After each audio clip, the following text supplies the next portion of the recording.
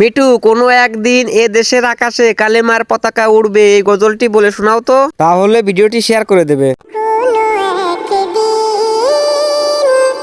এ দেশের আকাশে কালিমার পতাকা দুলবে, সেদিন সবাই খোদাই বিধান পে দুঃখ বেদনা